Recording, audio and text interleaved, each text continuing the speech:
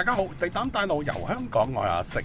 今日同大家去北角食一間懷舊嘅泰國菜。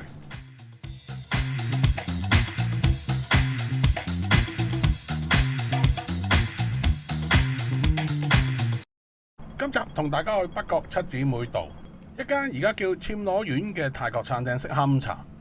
咁好多年前我都係住七姊妹道，屬於半個地膽。所以我就識得由呢個健威坊行入嚟，可以搭一搭呢條扶手電梯，慳翻少少腳骨力。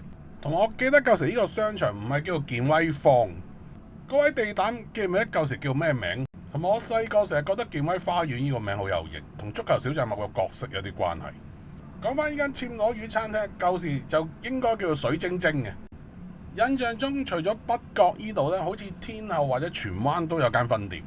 咁我去到泰國見到啲靚女咧，就會講水晶晶，即係漂亮咁解，亦都好符合80年代餐廳改名嘅特質，即係用翻啲地道話加強嗰種異國風情。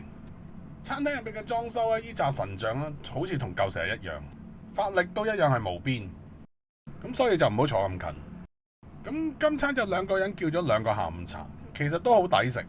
阿店長咧就會用張膠紙咧黐住張單喺個台面度，可以話係依度嘅特色。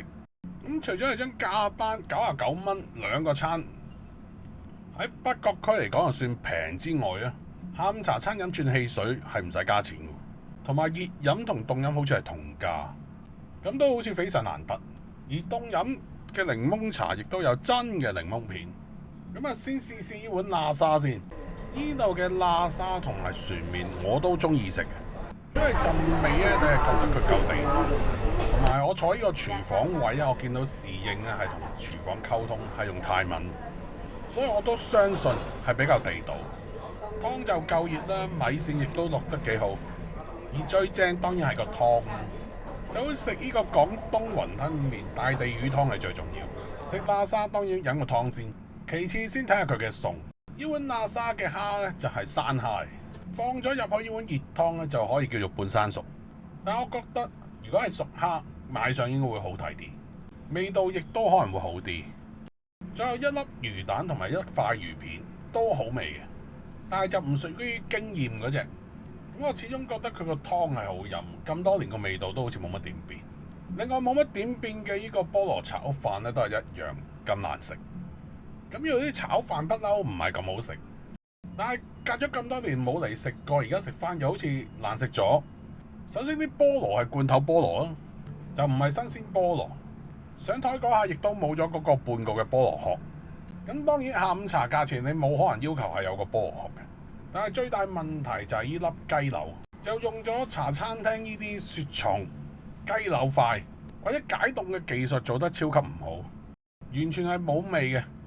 亦都切得過分大嚿啊，唔係大粒啊！更加重要係冇肉鬆啊，同埋飯粒亦都炒得唔粒粒分明，係一劈漿咁。仲有少少窿，好似屋企用平底鑊炒飯。所以我建議大家嚟就食喇沙或者船麵，同埋咖喱都正，尤其係青咖喱好味嘅，就唔好試炒飯。晚市嘅味道就唔知啦，食過嘅師兄就歡迎留言。同埋呢條七姊妹道，我記得咧好耐以前係有得飲早茶，咁我成日都買點心翻上樓食。咁呢間新暹羅苑泰式餐廳入邊嘅裝修同味道咧，同舊時間水晶晶可以話一樣。咁喺度啊，我就同大家嘥少少時間講一個字涅盤。咁你而家用 AI 去問呢個答案咧，都係錯嘅。尤其係好多人用錯咗呢個字，因為就誤解咗西方嗰種鳳凰復活。呢個解釋咧就係希臘神話嚟，但係如果我哋用涅盤呢個字，應該係佛學用語。無論你係南傳、漢傳定係密教，佛學嘅原則都係求解脫。咁一間鋪頭執笠開翻，會唔會係涅盤呢？大家就歡迎留言討論下啦。